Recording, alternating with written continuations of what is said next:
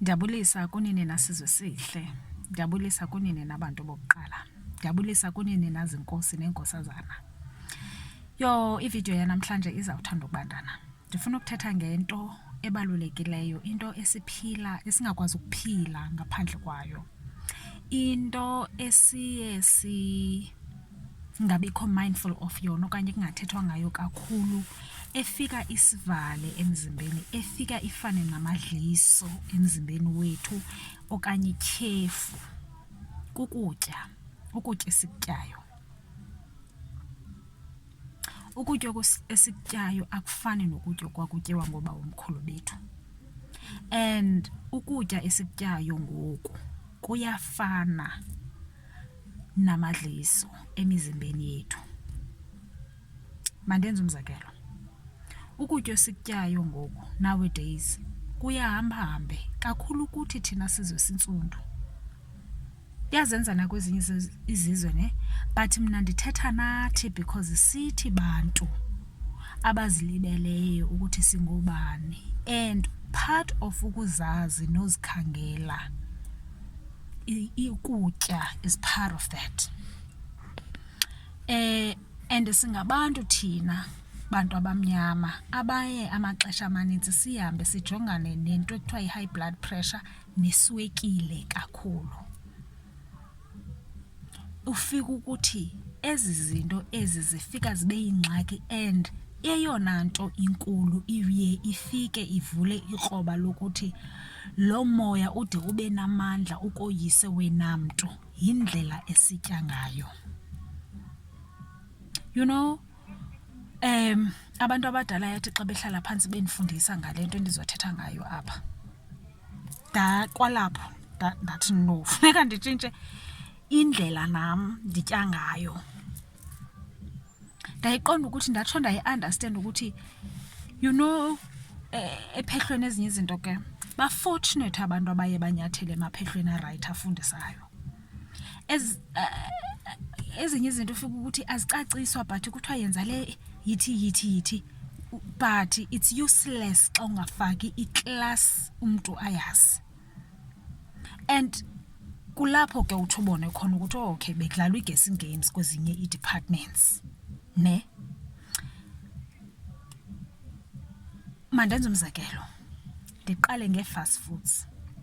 Ii-fast foods aziyo kutya, akho nutrition kwinto edibene nee-fast foods, kutyela ubumandi. Kodwa a great consequence yaloo nto impilo yakho.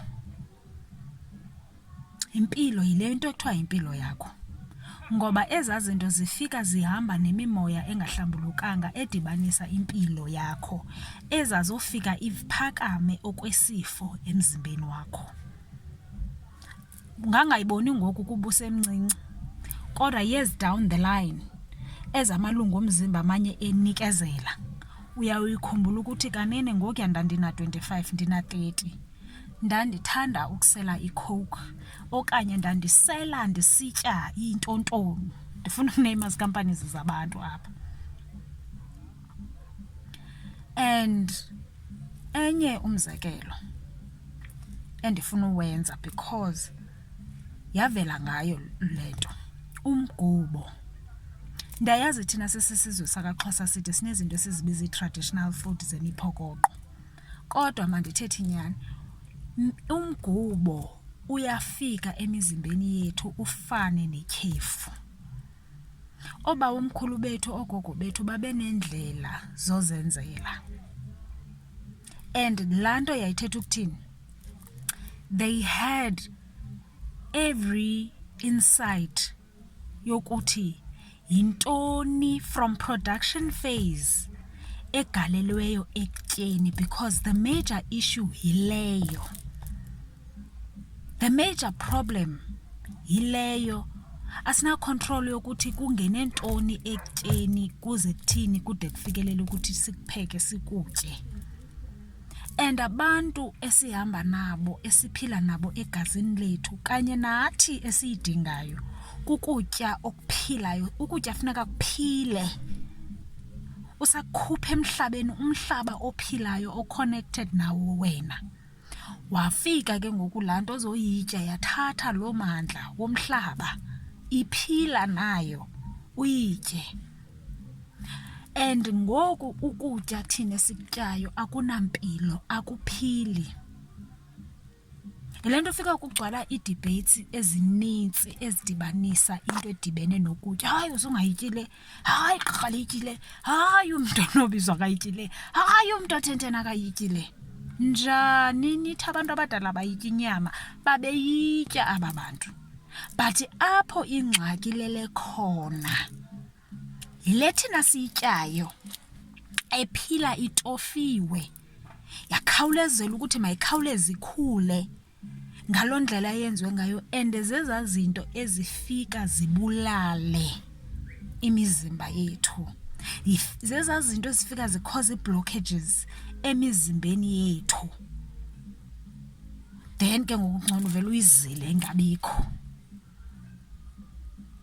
because ezaa zinto zitofela ukuthi mayikhawuleze ikhule iphinde ikwazi ukuba ne-shelf life ende. Nantso apho ingxaki lele khona. Otherwise sawuphila njani singatyi into ezithile? Uyawufanini ungatyi inyama. And ezaa zinto ukutya ne, mandenze umzekelo, uzawutya umgubo wakho, ufike ukwenzela i-high blood pressure, ufikile ukwenzela iswekile, atsho ke ngoku osebenza ngesandla esibi achole ikroba lokukhanda lowenza nyani umoya. Ke ngoku umoya wantoni weswekile nyani usosugquma uhlasela uhlala kuwe, asosakwazi ukwenza yonke izifo eziza ukuzokuthini, uzobulala intliziyo athumele phaa. Then ongaboniyo yena ngokomoya afika athi no, une-high blood pressure lo mntu, uneswekile lo mntu, funeka eadmithiwe lo mntu. Kanti laa mntu yena okusebenza ngomoya uyazi ukuthi hayi, niyawumnika ipilisi nincame, ndiyayazi le nto endiyenzileyo. You see how xa ndisithi ii-agents zobumnyama zinintsi and zisebenza njani and zii-department ezingafani, and kujongwa impilo yakho uyiphila njani. But andifuni ukuthi umuntu ogqiba kumamela le video athi no, ngoku sizawuphila imehlo lethu ujonge ukuthi abenzi bobubi benzani. No, but yijonge ngeso elithi ingaba le ndlela nditya ngayo na yindlela efike imzukise uThixo wam, umenzi wam, kanye ifike iphilise nam, because ilife ifuneka ibe balanced. Anditsho ukuthi sozuyeke ukutya i-fast foods, kodwa at least kha kuyojika kwikhala ukuthi cleanse igat, uyazi ukuthi ungumntu ophilayo funeka ndingayi ngamandla kwindawo ethile, ndiphinde ndibuye ndithini, ndikline isystem kuzoba balanced elifini. Yile nto ufika ukuthi bakhona abanye abantu ke awukho allowed kwezinye izinto, awukho allowed, awuzubakho allowed ngenxa yabantu ohamba nabo nento wena oyibizelweyo uzoyivusa apha ezweni. And funeka wena xa ungumntu onjalo ukhawuleze uzi-understande fast, phuma ukuhamba ukuyothenga ukutya, wena uyazazi funeka upheke ukwenze. Uyindoda ungeyondoda, utshatile ungatshatanga, uzawuyazi wena xa ulolu luhlu. Uzazazi wena ukuthi hayi, dala ndiya apha, ndiyive ndiyakhuzwa apha, qha ndiyintloko ukuqina. One day you will understand why, and you will see ukuthi why, ukuthi no, le nto ikutheza emandleni athile esiwadingayo, akuvalayo ukuthi kwenzeke ukwazi uthetha, ukwazi ukusebenza ngendlela wena oyibiziweyo, kwenzeke le nto yayikade senzeka emandulo, ezaziphiwo ngendlela ezazisebenza ngayo in their authentic form, kungekho shortcuts. And ukutya kuyafika kukhoze ii-blockages emizimbeni yethu singabantu.